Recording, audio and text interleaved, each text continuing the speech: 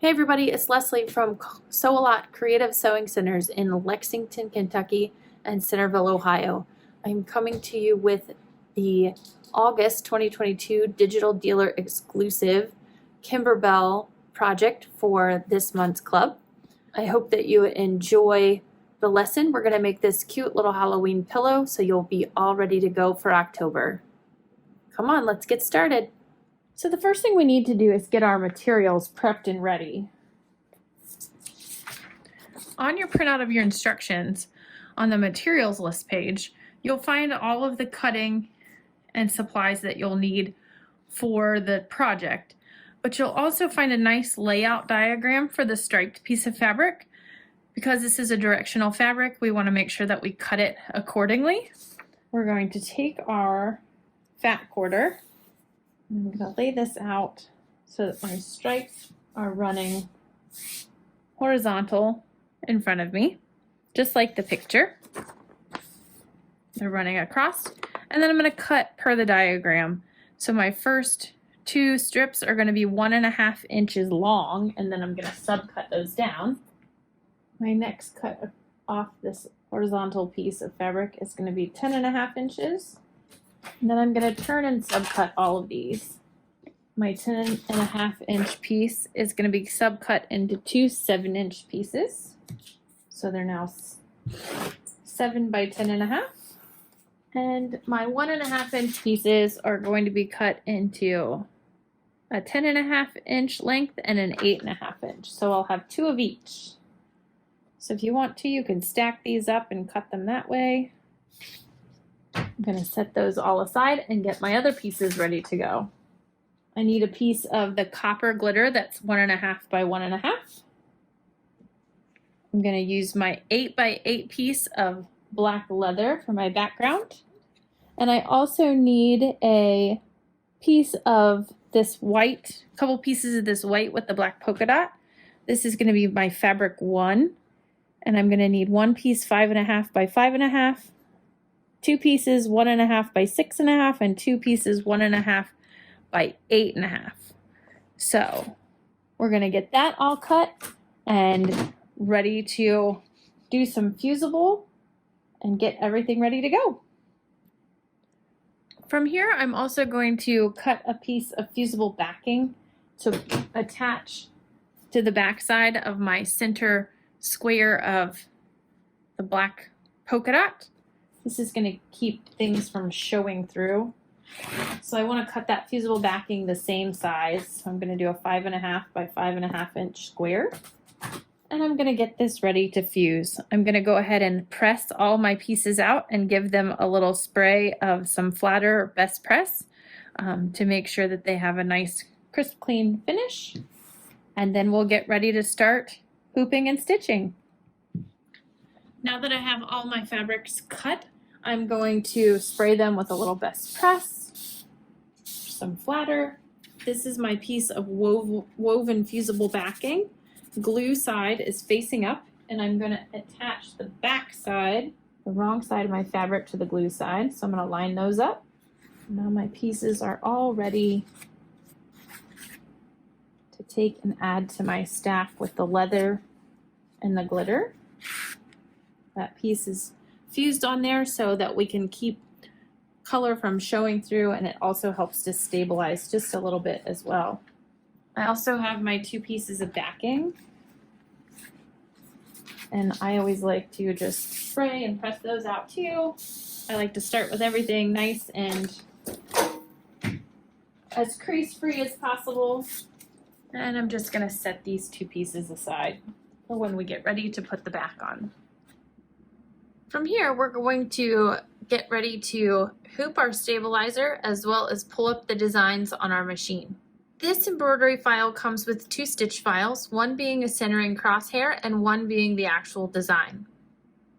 Depending upon the model of your machine, you may need to pull up the crosshair first, stitch that out, and then come back to your edit screen to delete the design and call up the actual embroidery file.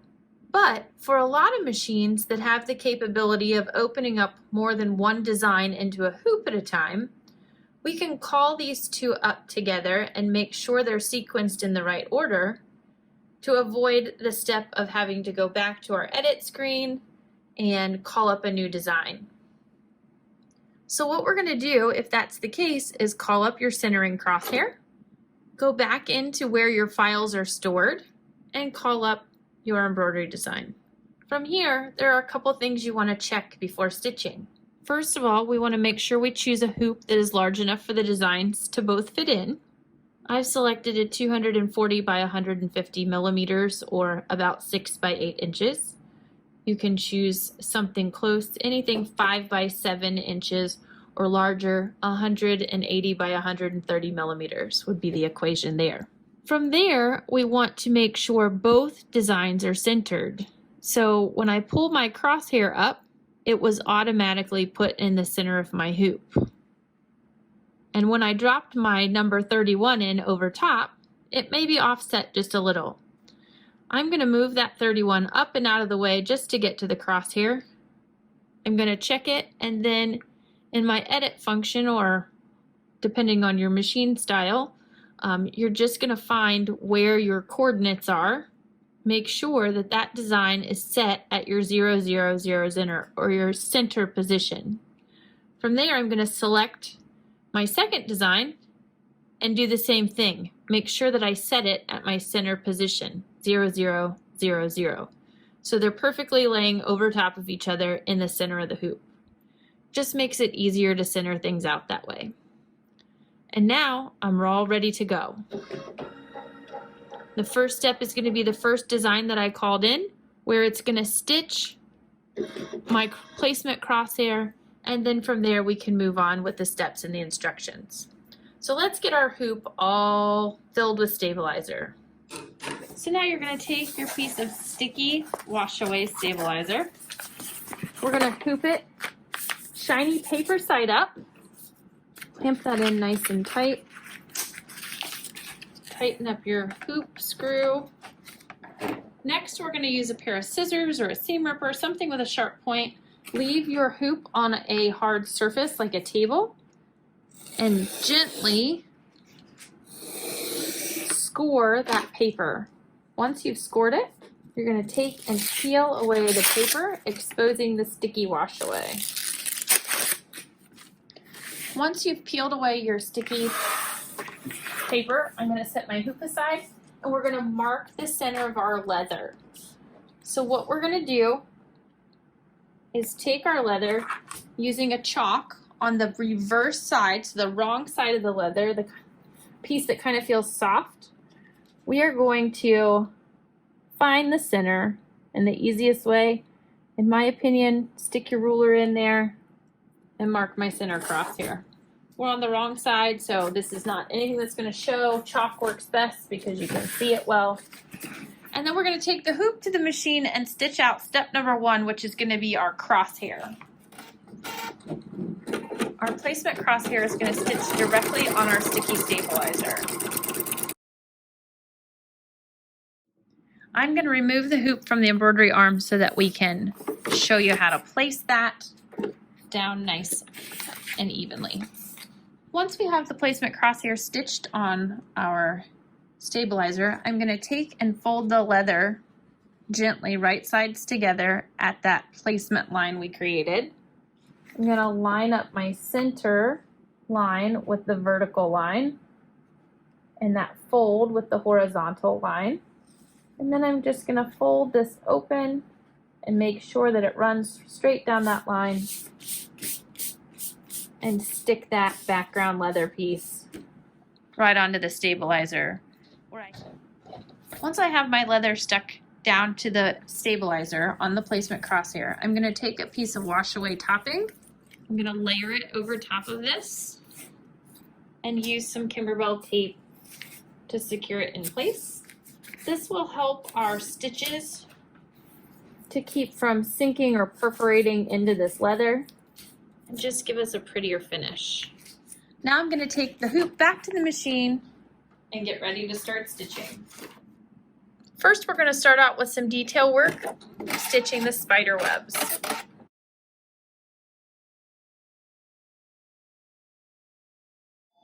Next, we're going to stitch the placement line for our applique for the number 31. Next, we're going to take our white with the polka dots that we've fused our fusible backing onto and cover the entire placement stitch. And I'm going to tape this in place on the corners to keep it from shifting. That slick topper might make it a little more slippery than normal. So this just helps to hold this in place. Next, I'm going to remove the hoop from the embroidery arm and we're going to trim around our numbers. I'm going to start by removing the tape from the corners, and then I'm just going to take my applique scissors and trim as close to that stitch line as I can without cutting through it. And I'm also going to try and avoid trimming through my washable topping.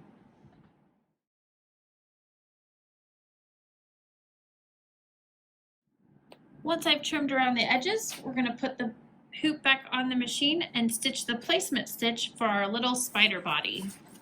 As you stitch the placement for the spider body, make sure you take your glitter vinyl and remove the clear plastic coating. This is just a protection while it's packaged and you're not using it. And you're just going to take and cover up that area and tack it down. The spider body is very tiny, so this piece of 1.5 by 1.5 will give you more than one spider body if you just put it off-centered. And then we're going to take and trim around this glitter. Now, if you've used Kimberbell glitter vinyl in the past before, you know that it does have a fusible side or a fusible backing on it. Today, we are not going to iron this down.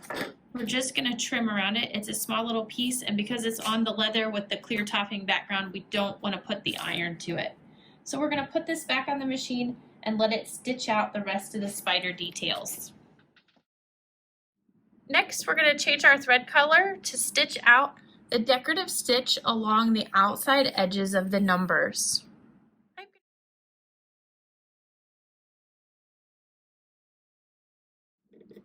Next, we're going to stitch the detail stitch for the lines and the word October.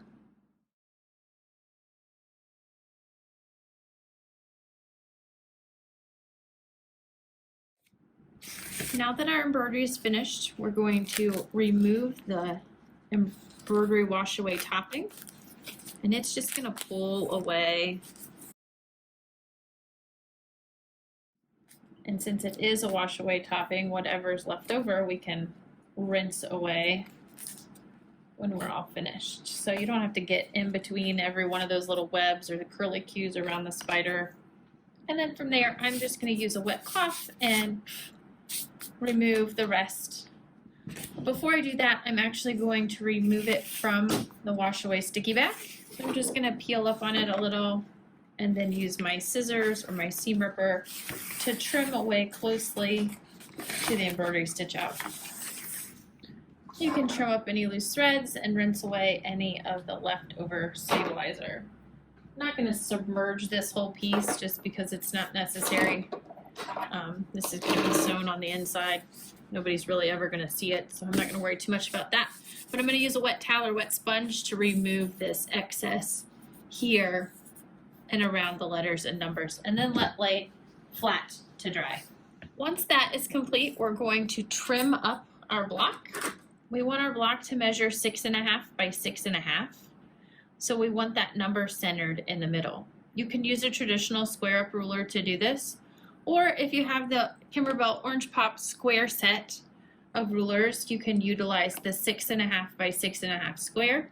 You can set this up and you can visually drop that into the center. A traditional square up ruler is going to be completely square on the top. These are nice because they have a cutout and they come in a set. There are different sizes. You can utilize the outside edge to square up as well as the inside edge.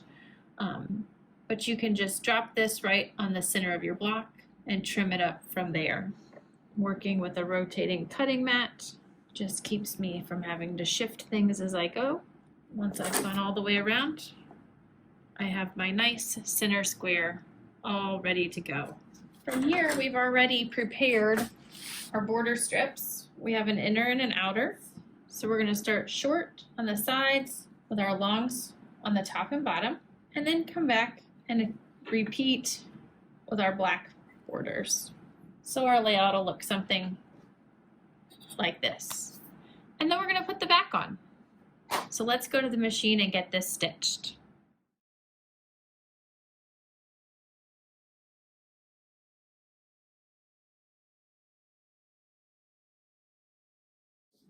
From here, I'm going to take this, press this open, and prepare the backing. So you have two large pieces of the black stripe. And what we're going to do is on one of the long sides, we're going to fold it over 1/4 inch. I'm going to use my large hot ruler here. I'm going to fold this down 1/4 inch. I like to spray mine with some best press or some flatter first. Fold it over and use my iron to run along this over top to keep it nice and straight at 1/4 inch. Once that's pressed, I'm going to flip it over one more time and press that down nice and stiff. From there, we're just going to top stitch along here to set that hem in place. I do like to lengthen my straight stitch to about a 3.0 when I'm doing the top stitch. Just looks pretty. We're going to do the same thing on our other piece of backing fabric. Now we're going to lay this out and pin it and get ready to stitch it all together. With my pillow right side up facing me, I'm going to take one of my backing pieces and line it up right sides together with my hemmed fold in the center.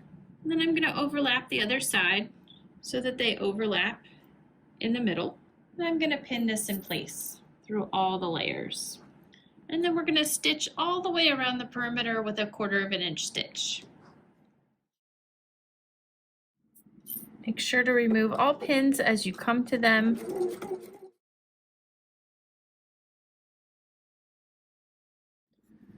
From here, I like to clip my corners just to give us nice turns on our points.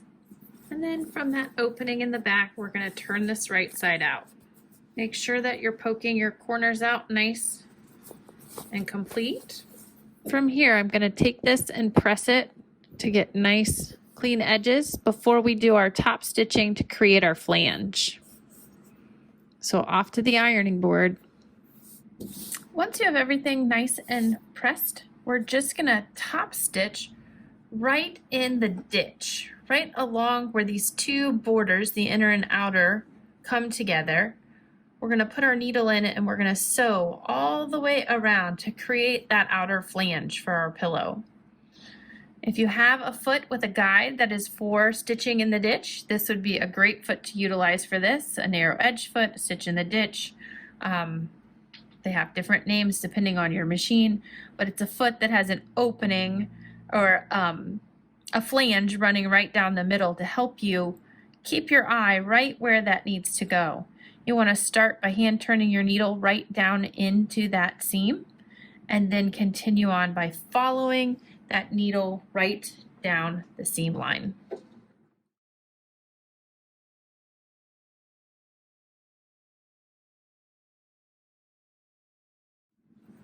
Once we have that all top stitched, you're going to take your 8x8 Kimberbell pillow form and stuff this little cutie.